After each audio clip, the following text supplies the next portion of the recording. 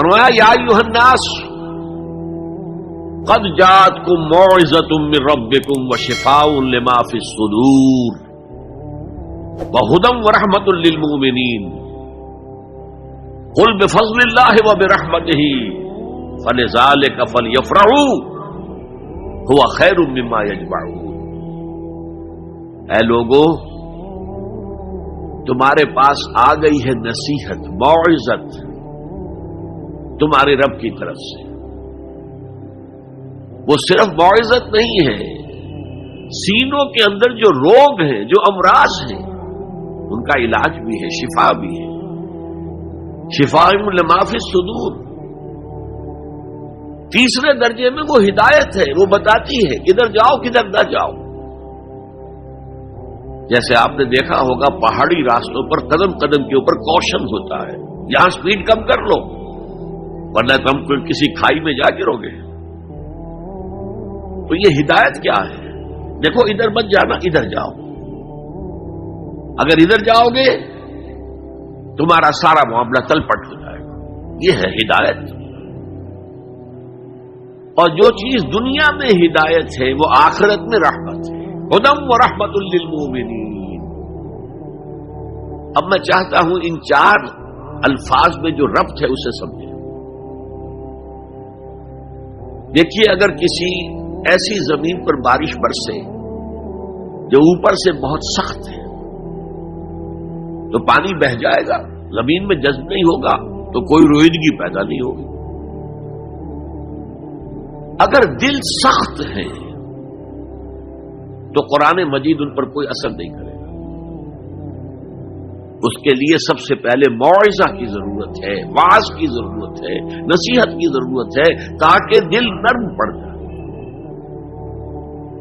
انسانی دل جب سخت ہوتے ہیں تو ان کی سختی چٹانوں سے زیادہ ہوتی ہے۔ سورہ بقرہ میں فرمایا ثم قست قلوبکم فہی کالحجارۃ او اشد قسوہ۔ یہودیوں سے خطاب ہے، ثم قست قلوبکم من بعد ذلک فہی کالحجارۃ او اشد قسوہ۔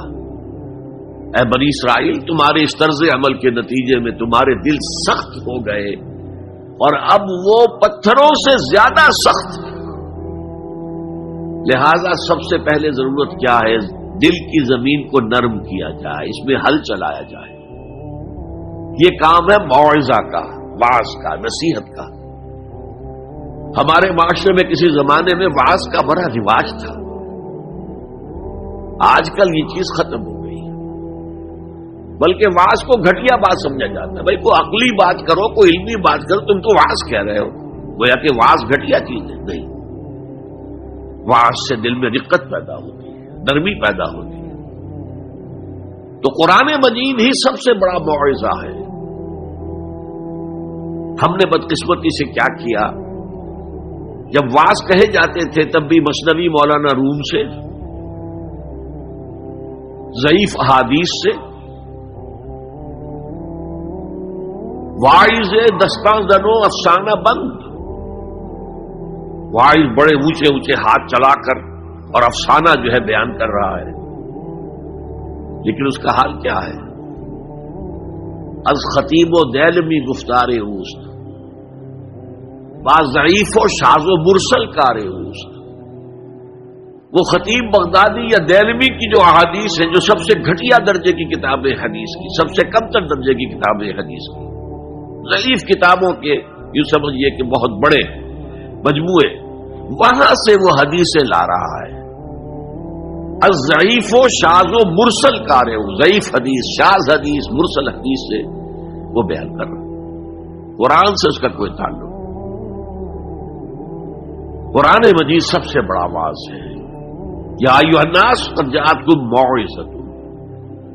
یہ دل کو جب نرم کرتا ہے تو پھر اس میں جذب ہوتا ہے، یہ سیکنڈ سٹیپ ہے اس کا۔ اور جب دل میں جذب ہوگا تو دل کے اندر کی بیماریوں کو دور کر دے گا۔ دل کے اندر کی بیماریاں کون سی ہیں؟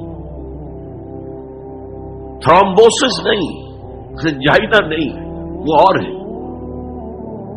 وہ دل کی بیماریاں جن کے لیے قرآن شفا ہے، وہ ہے تکبر، حسد، حب مال، حب دنیا، حب جاہ، حب شہرت، یہ ہیں وہ چیزیں کہ جو اصل ہیں، جو دل کے امراض ہیں، ان سب کو جڑ سے نکال کر پھینک دے گا قرآن حکیم۔ یا ایھا الناس قد جاءتکم موعظۃ من ربکم وشفاء لما فی الصدور، وہ ہدن اور وہ ہدایت ہے، انفرادی زندگی کے لیے بھی ہدایت ہے، اجتماعی زندگی کے لیے بھی ہدایت ہے۔